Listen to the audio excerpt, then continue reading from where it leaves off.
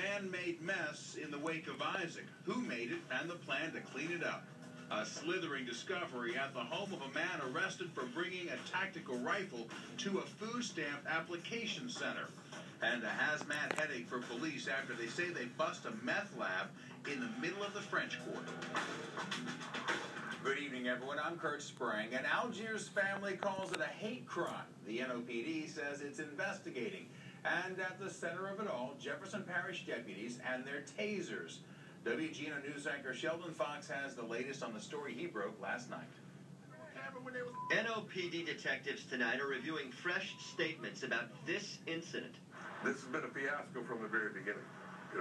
Jefferson Parish clearly had no jurisdiction to do what they did. Sonny Armand is the attorney and stepfather of brothers Casey and Sean Warren, who say they were tased and beaten by JPSO deputies Monday morning in front of this Algiers home. Detective Melvin Francis's JPSO crime report says it started after a Crescent City connection attempted traffic stop and subsequent pursuit through JP.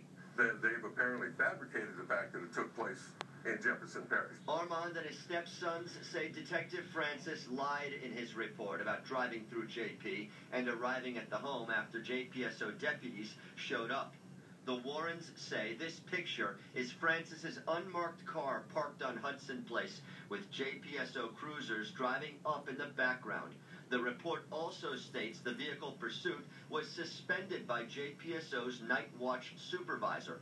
Casey, just chill out, Casey. Though the New Orleans police are not on the scene during this struggle, Francis wrote that moments earlier he requested assistance from the NOPD. The other problem that they have is the independent eyewitness across the street. Male voice standing right next to the person kneeling in the street said, "You think that's funny? What if I break both of your legs? Will you think it's funny then?"